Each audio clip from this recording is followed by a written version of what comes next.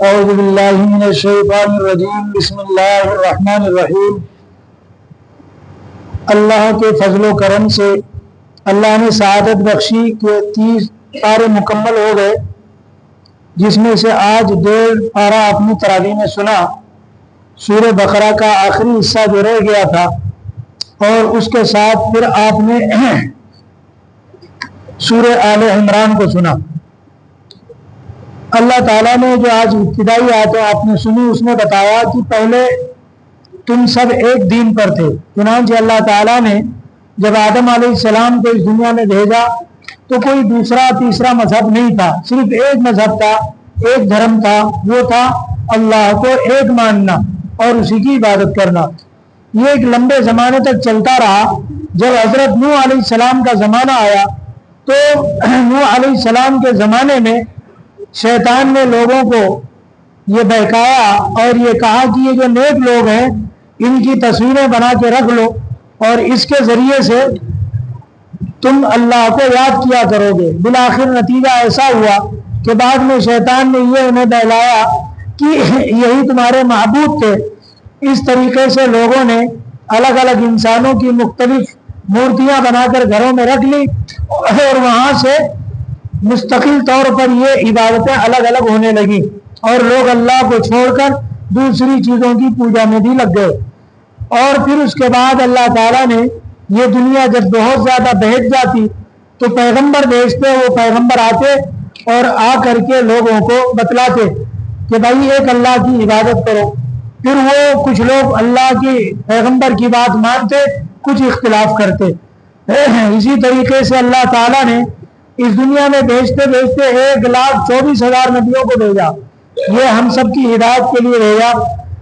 بالآخر لوگ مختلف طبقات میں بڑھ گئے، کوئی نبی کی بات مانا، کوئی نہیں مانا۔ جس نے اپنے اپنے دور کے نبیوں کی باتوں کو مانا انہوں نے ہدایت کا راستہ اختیار کیا اور اللہ تعالیٰ اس کے بدلے انہیں جنت عطا فرمائیں گے۔ اور وہ لوگ جنہوں نے نبی کی باتوں کو نہیں مانا، نبی کے خلاف گئے، تو وہ لوگ ہدایت سے ہٹ گئے، راہ راست ان کو نہیں ملا، اس لیے منزل نہیں ملے گی اور وہ ضلال اور گمراہی کے اندر جہنم کا ٹھکانہ بنیں گے۔ یہ اللہ تعالیٰ نے ابتدائی آیات میں فرمایا۔ اور اس کے بعد یہ بھی بات بتائی اللہ نے کہ جنت میں اگر جانا ہے تو یوں ہی بہت آسانی سے نہیں چلے جاؤ گے۔ اس دنیا میں اگر ایمان قبول کیا ہے تو اس کی وجہ سے تمہیں تکلیفیں اگر آئیں تو اسے برداشت کرنا ہوگا، مصیبتیں آئے، پریشانیاں آئے تو اس کو برداشت کرنا ہوگا۔ ان برداشت کرنے کے نتیجے میں اللہ تعالیٰ جنت عطا فرمائیں گے۔ ہمارا ایمان والوں کا یہ عقیدہ ہونا چاہیے کہ دنیا میں جو بھی ہمارے اوپر مصیبت پریشانی آتی ہے یہ اللہ کی جانب سے آتی ہے، اللہ تعالیٰ کی مرضی ہوتی ہے۔ اس لیے ہر پریشانی مصیبت کے وقت ہمیں کہنا چاہیے کہ جو اللہ کو منظور تھا، یہاں تک کہ اللہ تعالیٰ اگر ہمارے گھر کے کسی فرد کو اٹھا لے، موت دے دے ہمارے گھر میں، تو اب ایمان والے کو اللہ تعالیٰ نے حکم دیا کہ وہ واویلا شور نہ مچائے، ماتم نہ کرے، اپنی بنگڑیاں نہ توڑے، اپنے سر کو نہ پیٹے، بلکہ بڑے صبر کے ساتھ اس موقع پر بھی صبر کا دامن چھوٹنے نہ پائے اور یہ سوچے کہ بھائی امانت اللہ کی تھی، اللہ نے اٹھا لیا، اور یہ سوچ کر کے صبر کرے۔ تو یہ اللہ تعالیٰ نے اس میں تسلی دی ہے۔ اگلی بات یہ فرمایا کہ لوگ پوچھتے ہیں پیغمبر آپ سے کہ ہم کہاں خرچ کریں، مثلا مال کہاں لگائیں۔ صحابہ کرام رضی اللہ عنہم اجمعین کے پاس بھی مال تھا تو وہ سوال کیا کرتے تھے کہ یہ اپنا پیسہ ہم کہاں خرچ کریں، اور یقیناً آپ آزاد نہیں ہیں کہ مال جہاں چاہیں وہاں خرچ کر دیں۔ مال خرچ کرنے میں بھی ہم اللہ کے حکم کے تابع ہیں۔ اگر ہم نافرمانی میں اللہ کا مال خرچ کریں گے تو کل قیامت کے دن ہم سے سوال ہوگا، پوچھا جائے گا کہ تم نے فضول خرچ کیوں کی، غلط جگہوں پہ کیوں خرچ کیا۔ اس لیے اللہ فرما رہے ہیں کہ لوگ آپ سے پوچھتے ہیں کہ مال کہاں خرچ کریں، آپ کہہ دو فلیل والدین، آپ کے والدین ہیں ان کے لیے مال خرچ کرو، والاقربین رشتہ داروں کے لیے، یتیموں مسکینوں کے لیے، کوئی مسافر آدمی ہے پریشان حال ہے اس کے لیے اپنا مال لگاؤ۔ جو کچھ بھی تم لگاؤ گے خرچ کرو گے اللہ تعالیٰ اسے جاننے والا ہے۔ پھر اس کے بعد اللہ تعالیٰ نے 2 گناہ بہت عظیم ہے اس کو بتلائے۔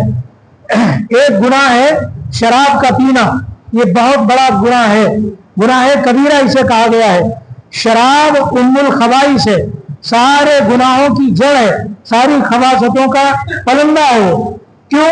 اس لیے کہ ایک شرابی جب شراب پی لیتا ہے اور جب وہ نشے میں ہو جاتا ہے تو اب وہ اس کی عقل ختم ہو جاتی ہے۔ عقل ختم ہونے کی وجہ سے اب وہ اس پوزیشن میں نہیں رہتا کہ کیا اچھا کیا برا، اس لیے کتنا بھی برا کام وہ کر سکتا ہے۔ اس لیے شراب کو نجس العین قرار دیا گیا، شراب سے بچنا چاہیے۔ پیارے آقا جناب محمد رسول اللہ صلی اللہ علیہ وسلم نے فرمایا، شراب پینے والا، شراب پلانے والا، شراب لانے والا، شراب اپنے گاڑی میں ڈال کر اس کو کرائے کے طور پر لے جانے والا، یہ تمام لوگ، شراب نچوڑنے والا یعنی جو بنائے، اس کا رس بنائے، شراب کو بنائے، اسی طریقے سے وہ جو شراب کے اڈوں پر اس میں کام کرے اور لوگوں کو شراب پلائے، شراب سے متعلق جتنے بھی لوگ اس میں لگے رہیں گے یہ سب گنہگار ہیں اور ان پر اللہ کی لعنت، اس کے رسول کی لعنت ہے۔ اس لیے کوئی یہ نہ سوچے میں شراب نہیں پیتا لیکن میں اپنے رکشے میں اس کا کرایہ کرتا ہوں، یہ غلط بات ہے، یہ حرام چیز ہے، اس سے بچنا چاہیے۔ دوسرا گناہ وہ ہے جوا۔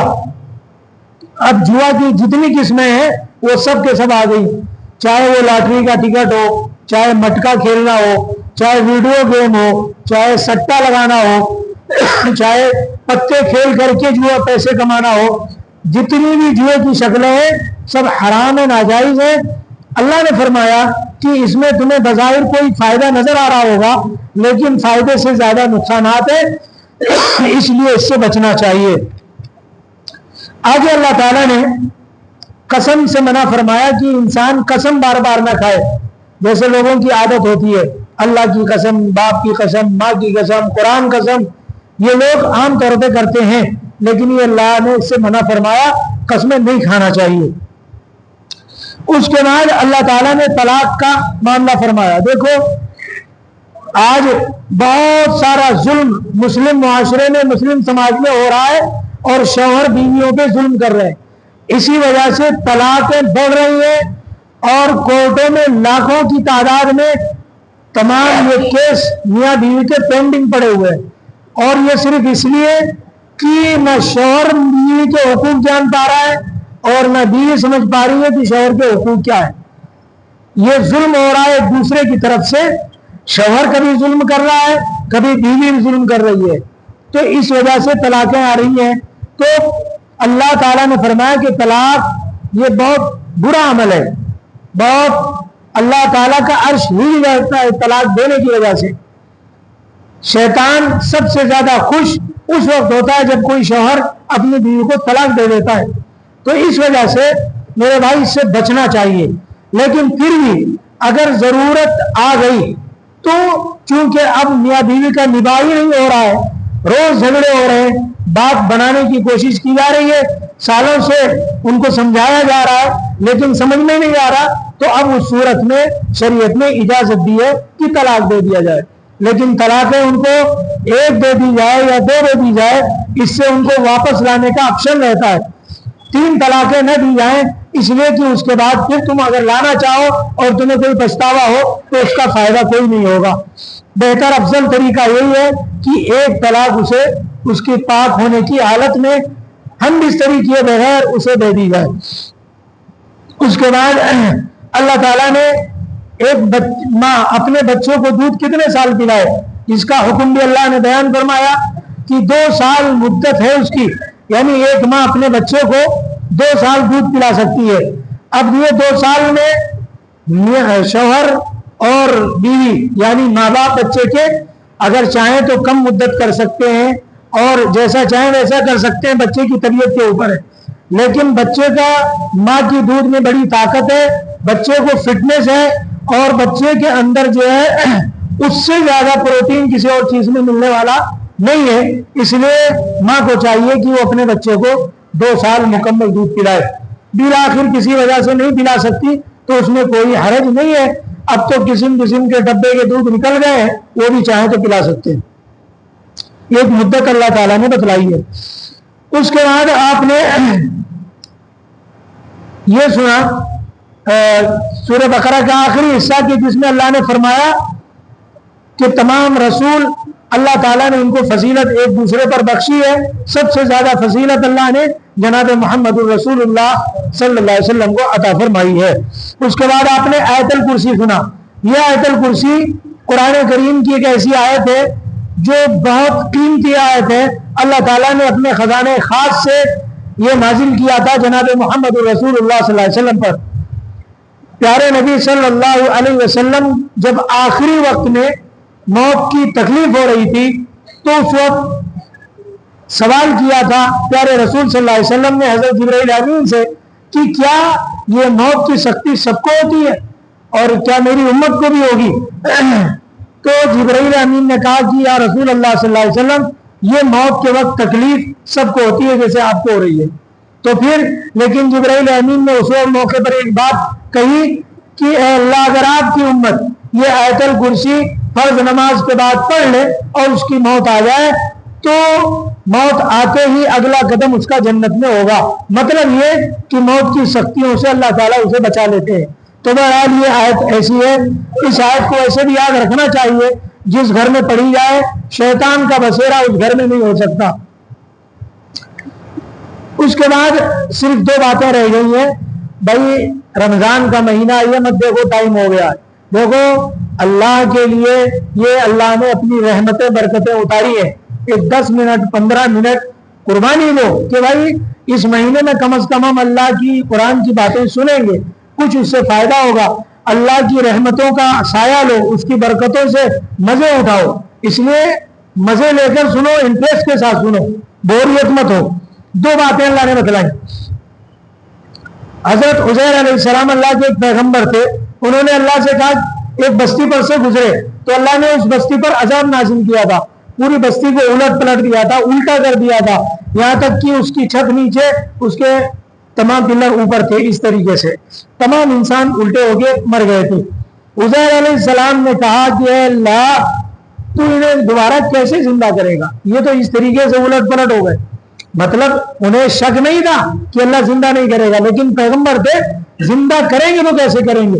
جیسے ہمارے اور آپ کے ذہن میں آئے کہ بھائی ہم قبر میں چلے گئے, روح آسمان پہ چلی گئی, ہمارا مٹی کے اندر سب باڈی مل گئی, ریزہ ہو گئے, ہڈیاں تمام ختم ہو گئی, اب کیسے اللہ زندہ کرے. ایک سوال اگر آپ کرنا چاہو دماغ میں کر سکتے ہو. تو اللہ کے پیغمبر نے بھی یہی سوال کیا تو اللہ نے کہا اچھا رکو, تمہارے پہ ٹرائی کیا جاتا ہے. چنانچہ اللہ تعالیٰ نے حضرت عزیر علیہ السلام کو موت دے دی, اور موت ایسی دی کہ 100 سال تک موت دے دی. اور ان کے پاس ایک گدھا سواری تھی جس پہ وہ بیٹھ کے آ رہے تھے, اور ان کے ساتھ ٹفن تھا جس میں ان کا کھانا تھا. 100 سال کے بعد ان کو اٹھایا اللہ نے, کھڑے ہو جاؤ. پوچھا کتنا سوئے, کہا 1 دن یا اس سے کم. کہا 1 دن یا اس سے کم, 100 سال سو کر اٹھے. اللہ تعالیٰ نے کہا 100 سال تمہیں سلا دیا. اور دیکھو جو خراب ہونے کی چیز تھی ٹفن میں تمہارا کھانا, وہ ویسے ہی ہے کیوں کہ تم. یہ اللہ کی قدرت ہے میرے بھائی, اور یقیناً سب سے طاقت والی چیز اللہ کی ہے. ہم دنیا کی طاقتوں سے متاثر ہوتے ہیں لیکن متاثر مت ہو, سب سے بڑی قوت اللہ کے پاس ہے, سب سے بڑی طاقت اللہ کے پاس. دیکھو سڑنے والی چیز اللہ تعالیٰ نے 100 سال تک اس کو باقی رکھا, اور گدھا جو سواری تھی اللہ تعالیٰ نے اس کو سڑا کے کیا ریزہ کر کے ختم کر دیا, صرف اس کا ڈھانچہ پڑا ہوا تھا. اللہ تعالیٰ نے کہا کہ تم نے پوچھا تھا نا کہ میں کیسے زندہ کرتا ہوں, اب دیکھو اس گدھے کی طرف تم نظر ڈالو تو وہ گدھے کا صرف ہڈیوں کا ڈھانچہ پڑا ہوا تھا. کہا دیکھو اس کی طرف دھیان سے. چنانچہ وہ دیکھنے لگے, تھوڑی دیر میں اسی مٹی سے کچھ گوشت کے لوتھڑے نکل کے آ رہے, اور اس گدھے کی ہڈی میں جوائنٹ ہو رہے, اور دیکھتے دیکھتے عزیر علیہ السلام دیکھ رہے, اور وہ گدھا پھڑ پھڑا کے اٹھ گیا. کہا اس طرح میں زندہ کروں گا, میرے لیے کوئی مشکل نہیں, اور اللہ ہر چیز پر طاقت اور قدرت رکھتا ہے. ہمارا ایمان بھی وہی ہے. حضور پاک صلی اللہ علیہ وسلم نے فرمایا کہ کل قیامت میں اللہ تعالیٰ تمام قبروں سے مردوں کو نکالیں گے زندہ کر کے. اور ہر قبر سے 70,000 مردے نکلیں گے. سب سے پہلے میری قبر شک ہوگی, سب سے پہلے میں باہر آؤں گا, اور یہ مدینہ, پھر مدینہ میں جنت البقیع, اور اس کے بعد بقیہ قبرستانوں سے. تو اللہ تعالیٰ قادر ہے. یہ کوئی یہ مت سوچے کہ میں اللہ کیسے زندہ کرے گا, اللہ بالکل بے نہیں ہم کو زندہ کرے گا. اسی طریقے سے یہ سوال اگلا ہے, یہ سن لو. ابراہیم علیہ السلام نے اللہ سے پوچھا تھا کہ آپ کس طرح مردوں کو زندہ کریں گے. مجھے کوئی شک نہیں ہے آپ زندہ ضرور کریں گے, لیکن اگر کیفیت سمجھ میں آ جائے تو کہا کہ ابراہیم 4 پرندوں کو پکڑو اور انہیں ذبح کرو, اور پرندوں کو پہلے اپنے سے مانوس کر لو تاکہ تم جب بلاؤ تو تمہارے پاس آئے, اور پھر ان 4 پرندوں کا گوشت ٹکڑے ٹکڑے کر کے قیمہ بنا کر ان کو مکس کرو, اور 4 پہاڑوں پہ الگ الگ رکھ دو, اور پھر پکارو. جب تم پکارو گے تو وہ 4 پرندے تمہارے طرف دوڑ کے یہ چلے آئیں گے. یہ میری قدرت ہے. اللہ تعالیٰ نے جب یہ کہا, ابراہیم علیہ السلام نے ویسے ہی کیا, اور ان پرندوں کو پکارا تو وہ 4 پرندے پہاڑوں سے اٹھ کر چلے آئے. تو یہ اللہ کی قدرت ہے.